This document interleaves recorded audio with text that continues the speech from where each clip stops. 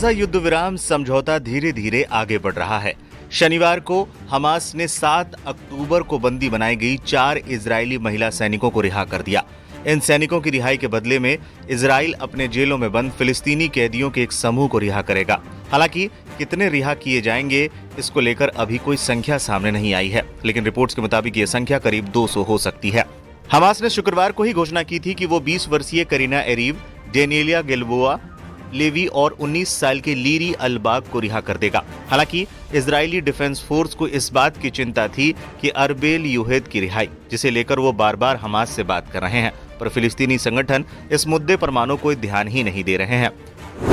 कौन है अरबेल यूहेद?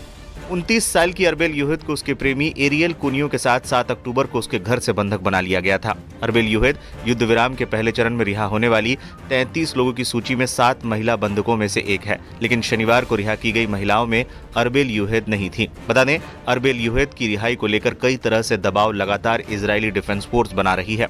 खबरें तो यहां तक थी कि अरबेल यूहेद के बदले 50 फिलिस्तीनी कैदियों को रिहा करने के लिए इजरायली डिफेंस फोर्स तैयार है। कई खबरों में दावा ये तक किया गया कि अरबेल यूहेद हमास के पास है ही नहीं, उसे फिलिस्तीनी इस्लामिक जिहाद संगठन ने अपने पास कैद कर रखा है। अरबेल यूहेद की रिहाई न होने पर इजराइल नाराज। इजराइल के पीएम ऑफिस ने हमास के कैद में मौजूद महिला बंधक अरबेल यूहेद की रिहाई न होने पर नाराजगी जताई है। बयान में कहा गया है, हमास को महिला सैनिकों को रिहा करने से पहले अरबेल यूहेद, शीरी बिबास और उसके 2 बच्चे एरियल और कैफिर को रिहा करना चाहिए था। उन्होंने ऐसा ना करके सीज फायर डील का उल्लंघन किया है।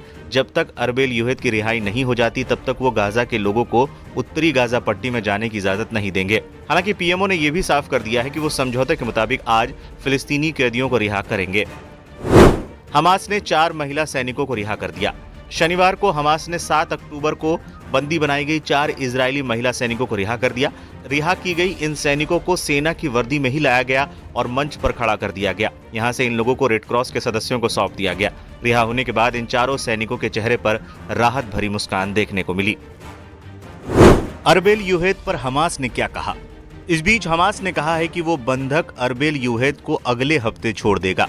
हमास के करीबी माने जाने वाले फिलिस्तीनी अधिकारी और युद्ध विराम समझौते में शामिल रहे शख्स ने बीबीसी से कहा, हमास ने अभी मध्यस्थता कराने वालों को बताया कि इजरायली बंधक अरबेल यूहेद जिंदा है और अगले शनिवार उसको छोड़ा जाएगा। इससे पहले हमास ने शुक्रवार को कहा था कि वो संघर्ष विराम समझौते के अगले चरण में शनिवार को उन 4 महिला सैनिकों को रिहा कर देंगे जिन्हें 7 अक्टूबर के हमले के दौरान बंदी बनाया गया था। उन्होंने ये भी कहा था, इन सैनिकों को गाजा सीमा से करीब 1 किलोमीटर दूर नाहल औज सैन्य अड्डे से बंदी बनाया गया था और पिछले 15 महीनों से ये हमास के कैद में थी। 4 महिला कैदियों की रिहाई के बदले अब इजराइल फिलिस्तीनी कैदियों के एक समूह को अपनी कैद से रिहा करेगा। ये समझौता 15 महीने से ज्यादा समय से चल रहे युद्ध को खत्म करने में एक निर्णायक भूमिका निभा रहा है। इस समझौते के बाद कई विस्थापित गाजावासी अपने घरों की तरफ लौट रहे हैं। 3 देशों ने युद्ध विराम में महत्वपूर्ण भूमिका निभाई। 7 अक्टूबर 2023 से शुरू हुए इस युद्ध को रोकने के लिए 3 देशों ने अपनी महत्वपूर्ण भूमिका निभाई है। इसमें कतर, मिस्र और संयुक्त राज्य अमेरिका शामिल है। इन तीनों देशों ने महीनों तक बातचीत और अपने प्रयासों की बदौलत युद्ध विराम करवाया। हालांकि डोनाल्ड ट्रंप युद्ध विराम का पूरा क्रेडिट खुद को दे रहे हैं। इस युद्ध विराम समझौते के पहले चरण के अनुसार हमास इजराइल के 33 बंधकों को रिहा करेगा और इसके बदले में इजराइल अपनी जेलों में बंद करीब 1900 फिलिस्तीनी कैदियों को छोड़ेगा। बाद में अगले चरण में युद्ध के खत्म होने की अधिक उम्मीद है। इसमें गाजा का पुनर्निर्माण और मृत बंधकों के शवों की वापसी को लेकर भी बात कही गई है।